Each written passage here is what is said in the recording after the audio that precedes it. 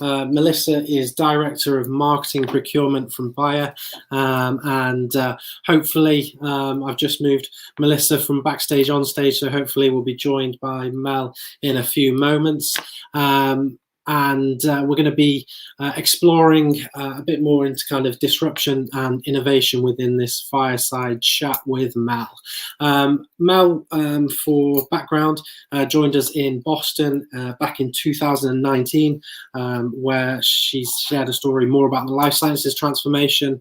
So it's a pleasure to have Mel back with us and joining for this fireside chat. I can see she is with us now, and hopefully you can hear me and see me okay, Mel. Yes, can you hear and see me okay? Absolutely perfect. Yeah, good to see you as well. It was great to reconnect with you, and it's a pleasure to have you join us for the fireside chat today. Yeah, thank you for this reunion, Chris. Like you said, it's been 2 years, but who's counting? Exactly. But yeah, hopefully the event has been going on fine, and thank you for having me back. No, that's good. Yeah, it's been a good morning or afternoon, seeing as I'm over here in the UK. We've heard kind of a lot within the umbrella of transformation, people, culture, technology. So a real exploration of the subject area. So hopefully we can navigate a bit more of that with yourself. I will try. So fire on the questions, Chris. Yeah. Cool. So let's start, I guess, with a bit more of an introduction of yourself, your role, your experience, and of course the age-old question of what digital transformation kind of means to you as an individual and as a professional. Sure. So, like Chris say, my name is Melissa Saul, but everyone calls me Mel. I've been in life science close to 20 years now and have pivoted on various roles. So I'm currently in Bayer. So I've taken commercial roles in sales and marketing, and then pivot to digital transformation, mainly leading the enterprise partnership with big tech as well as Bayer for about 5 years. And most recently, my role is in sourcing and procurement, and we're going to talk about it later. So yeah, I've had the wonderful opportunity to live and work across Malaysia, Australia, Switzerland, Germany, and now I'm based with my husband in New York City. So back to your question of what digital transformation means to me, I would like to simplify it just basically, on my understanding about digital transformation. I think it's an enabler in the sense that there are two things that you can do and how digital can actually propel you to two things, right? First is either you do better things or you do things better. So when I talk about doing better things, it means all the moonshots, all the 10Xs, all the millions lives of you want to say, so big things. When I say do things better, it's really those incremental, small wins, I would say, because that is also value and efficiency by itself. And all these are actually being supported by the 4Ps, I would say, the people, process, platform, and partnerships, which is really the fundamental in where digital transformation is. So I hope that answers your question. No, it's a really good answer, and it's a nice definition of it. Obviously, I think everyone has their own kind of definitive term when it comes down to digital transformation, depending on where they work and what they're doing. So a nice start. Thank you for that. And like you said in your introduction, you've worn a few different hats with your time at Bayer, and you've been in different positions as well as just different regions. And since we last spoke, which we said was back in 2019, you have moved into a new role, and that's Director of Marketing Procurement, correct? So how much of a part does digital transformation play within your new role, or does it? So that's an interesting question. When people talk about digital transformation, the first thing that comes to them in their mind, especially for digital transformation in life science, right, it would be things that have to do with marketing per se, or supply chain, or R&D, medical. But a lot of people don't think that digital transformation actually touches all the facets of the entire organization, supporting functions such as HR and myself now currently in sourcing.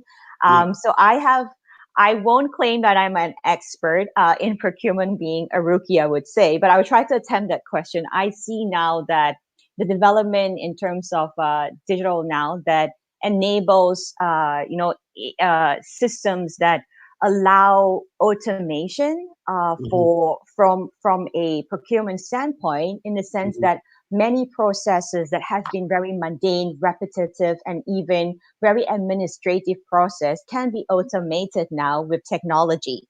So Yeah. this is the low hanging fruit on one side. But on the other side of the spectrum, I think it's the more sexy part of what technology can actually do for a team like procurement per se. It's Yeah. using big data, the opportunity to really draw insights from this quality data that enables a function like procurement not to only save the bottom line at the end of the day, but we're Mhm. able to increase the cash flow of a company by having all these insights in our fingertips. So I know these are just probably very high level, but I can break it down to maybe more tangible examples of what we're doing procurement in Bio with digital transformation. So one of the projects that we're piloting recently, it's RPA, which is robotic process automation. Like Yeah. the name suggests, it's just a fancy name, but what a name suggests is actually we're using robot to like I've said earlier to automate all our administrative stuff, right? So what we're doing currently is human were keying a command in an Excel sheet. For example, we want some price changes. And then the robot will go in and to pick it up and then make the changes automatically. So as you can imagine, this is so seamless as opposed to in the past, you actually have to hire one person that does this manually as part Yeah. of his or her job, which is really painful for me. So yeah, this is how I see that digital transformation plays a role in every facets of the organization. Yeah, Mm. including procurement. Nice, really good answer, thorough. And then when we last heard from you, we were talking a lot about the life science sector being, considerably disrupted. There was a lot of disruption and change happening within the sector and the industry, and particularly over the last, few years pre-pandemic, that had very much accelerated. Has the pandemic put brakes on those innovations and change, or has it further accelerated the disruption, in your opinion? Um, I think it's the put a break is probably a very very harsh word, Sure. but I know where you're coming from. But I think it's more like I see organizations now are Yeah. reprioritizing and re-looking into what innovation means to them. They're putting more meat behind in terms of like the KPIs, the measurements, the results of what they're getting out from it. Yeah. Um, like for example, like COVID, you would actually want to prioritize activities or innovations that can actually help the community like now and not yesterday or today. Mhm. So this is actually the differences that I see now that people are putting all these measurement in place as opposed to pre-pandemic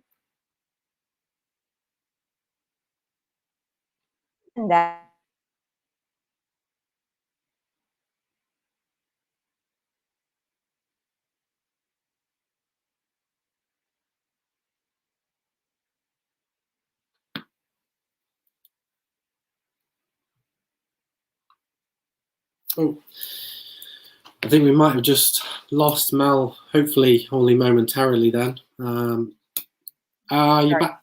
Can you hear me? I'm back. Yeah, I'm back. I'm so Right. sorry. Maybe I said something bad about innovation. That's why Yeah, I actually you've been put a booted stop out, about yeah. that. It's a sign, Chris.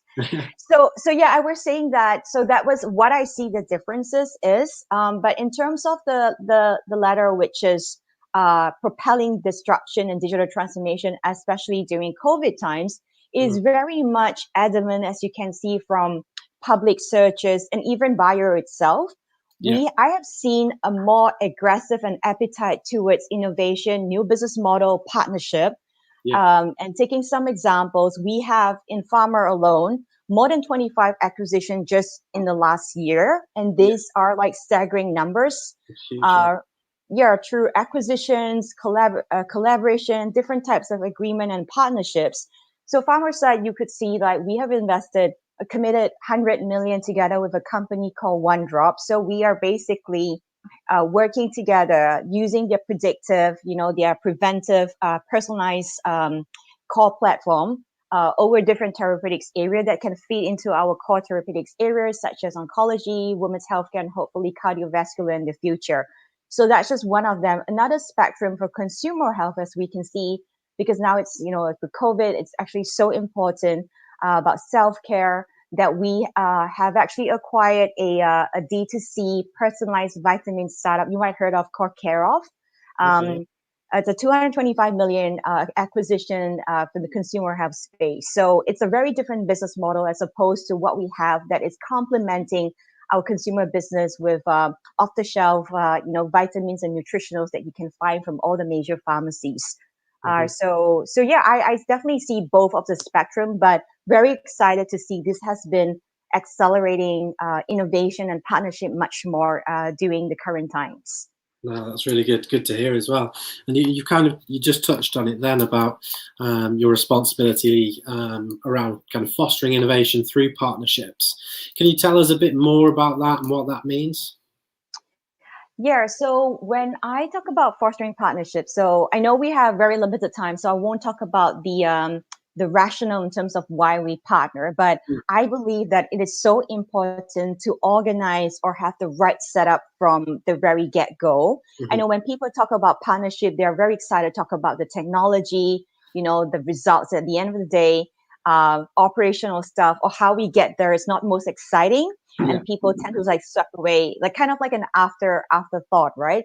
So I believe this is actually, if not important, more important, that we have to get all the ducks lined up before we even talk about how do we get there, right? So things like aligning goals, which is very interesting, has to be done from the start, because it could be, are we talking about accessibility? Are we talking about increasing the patient adherence to a certain drug? All these has to be, or both, right, laid out at the start. Roles and responsibility has to be clearly defined, Yeah. because both parties coming on to the same level playing field, but we have our strengths and weaknesses between two ends. So how do we complement or fill the gap for two of us is very important. The setup, the format, is it a new co?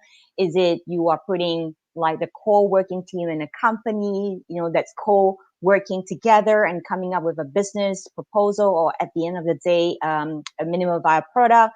So I believe that, all these little details has to be part of like the pre-package to define the success of a partnership. Mm-hmm. So I say this is just based from my experience. I see people just dive straight in without thinking about the little details about for project management per se. So these Mm-hmm. are some of the tips that I have from my experience running partnerships. Nice. And then can you give any kind of examples of success through innovative partnerships where you've seen like real results? Yeah, so I would use the Bayer and Google relationship that we started back in 2015, 2016. So when back at that time, and then now I know it's a no-brainer, because big tech and life science seems like a very good marriage made in heaven. But back then, people would be like, "Why are we working with big tech? What do they know about the healthcare itself?" Mm-hmm. So have to start with something tangible if we want to get the justification, the buy-in, the resources from top management per se. So what we did was we piloted something with Google using their Google Analytics 360 platform, which is at the end of the day looking into predictive marketing, that can actually help us to understand our consumers better in terms of what we are serving them. So at the end of the day is using the platform to serve the right audience, the right message at the right time. So we started with consumer healthcare as our pilot, using the US market with a product called Clarity, you may heard of. It's an allergy product that we have. So Mm-hmm. what we did was we used the platform, and then from there we would be able to feed consumers. For example, it's allergy season. I go in and I search for a product. So what we do is we serve a kind of like a banner or whatever ad that we're using at that time to serve them the right product, which is Claritin Day Pill instead of a night pill. So they will feel that they are being heard. They know that, oh, I'm searching for this product because I'm having this really bad allergy now. So we've seen sales actually increase tremendously during the campaign period, because you're serving them the right message in terms, and cut through all the noise and telling them Yeah. exactly where you are, your nearest pharmacy that you can get it. So this is how we work with Google on that. So with something very tangible, then you'll be able to bring it up to management and sell in the justification and buy-in much easier. And Yeah. from then on, you could show the small, quick wins and then moved on to more strategic conversations as the partnership mature. So we have moved from there, bringing Google into sharing our digital transformation strategy. So you have to have the trust and transparency Yeah, when you cool. do a partnership, right? Yeah, So we shared with them, hey, our next steps. I remember that was 2017. We came together and identified the 5 enablers, which is very similar with the 4 Ps that I've shared earlier, which is people, process, platform, and partnerships. So we share with this is our enabler, which is cutting through across the entire organization because, as you know, we have very different businesses. hmm, In Bio, we have consumer, we have crop, we have healthcare as well. But these 5 things we have found serves as a commonality across the organization that helps to set the foundation in order to feed up to each of the division's strategy in terms of what they need to do. So once we brought Google, they came in as a consultant and say, hey, these are what we're trying to achieve. Where can you help us? So I can use an example for one of the pillar, which is mindset and skills. We hmm, said we want to actually create a curriculum, kind of like a digital fellowship center, which is increasing the digital acumen of our high performers to get them to think and have new ways of working back in 2017 or 2018, and using digital as part of their everyday life in the workspace. So they came together. They was part of the faculty for us. We had executive summit. We have brought our group together to Mountain View. We have New York City. We also visited and Boston itself, yeah. and to really expose the people in terms of why is Google so successful. For example, the culture is very different. How do you guys innovate? And to get some tips and tricks whereby we be able to plug and play when each and every one of them actually goes back to the organization. So these are just some of the examples that I can actually think No, of that now. no, that's really good examples. Thank you for sharing those. And I want to kind of jump back into a previous focus area of yours, and that was when you joined the digital development team, which in turn became the digital excellence unit of the business. And you were tasked with setting up and implementing the BioWide digital agenda, with focus on kind of creating new innovative business models. How effective was the introduction of the group? And would you kind of encourage others to do similar within their enterprise? It's a good question to look back into memory lane, Chris. Thank you for bringing me back into that journey. It was bittersweet, I have to say, Yeah. because when we first of all, my advice to people who have not, or organization who has not actually set up this team, is it is never too late. When we Yeah. set it up this back in 2015, it was more like an experiment because the board actually saw the writings in the wall that there's probably this immersion coming in healthcare and tech coming together. There's a lot of interest in this space from big Mm. tech. And we didn't know what and why back then. So when we actually set up this team, I believe we were one of the first life science to actually have a chief digital officer as part of the organization. And it was a very small team of 2 or 3. We didn't have anything figured out, right? There was no blueprint. When you Yeah. look at big organizations, there's always SOP and blueprints for everything. There was none for digital transformation back then. It Sure. was many challenges. We had to learn our way. But like I've said, right? If you don't start there, we won't be where we are today. Sure, we're not like tick all the boxes now, but it's definitely a journey. It's as cliche as it may sound, Mm. justification, buy-in, change management, all this takes time. If we didn't form it back then, we would not be our halfway point, which is 2017. The mandate from 15 to 17 was get people kind of like educate them of digital transformation, make them excited, want to be on board, and ask the right questions. And great, we have actually achieved this from 1.5 to 2 years. But we have then from 2017 became something we had to think about more strategically of where we want to bring the organization. That's where we have the 5 enablers. Sure. Um, it is not a means and end to everything, but it's something that we have managed to bring and united um, all the different businesses into one single mission moving forward, whereby, like I've said, these are the 5 things which are cutting across and is adding value towards the rest of the organization, that it is required as like a core or a basis of fundamentals that serve up to each of our divisions kind of like respective digital transformation strategy. And at Mm. the end of the day, we serve up to the board or Bayer White Group strategy, which topics such as financing, people, mindset are being discussed. So as you can see, you have to really build the foundation, and it takes a Yeah, long way for us to where we are today. sure. Yeah, so I'm just saying that it is quite a journey of where well, I was part of this journey 5 years ago, and where we are today was night and day. But you definitely have to start somewhere, and it's okay you don't have the answer. It's okay you don't know where you want it to go, Yeah. but you have to start, especially now. I think COVID is actually a a good example to show that you have to have partnerships in place. You have to think differently. Yeah, so that's my answer to that. No, that's really good. And just quickly within that as well, you said about changing the mindset. Obviously, that's an enormous task, especially of a company of that size. So, just can you give us a bit more information about how you kind of go about changing that mindset and the difficulty in doing so? Because obviously, you must have experienced quite a bit of resistance, whether that's workforce resistance, but just in terms of changing thought processes and becoming more digital savvy and digitally aware. You're reminding me of the pain, Chris. Sorry. This is deja vu 101. So you have to start from different layers of the organization, because the challenges are different as compared to the doers, which is more like a lower level and people who get innovation digital, as Yeah. opposed to middle management and top management, right? So you come with different strategies.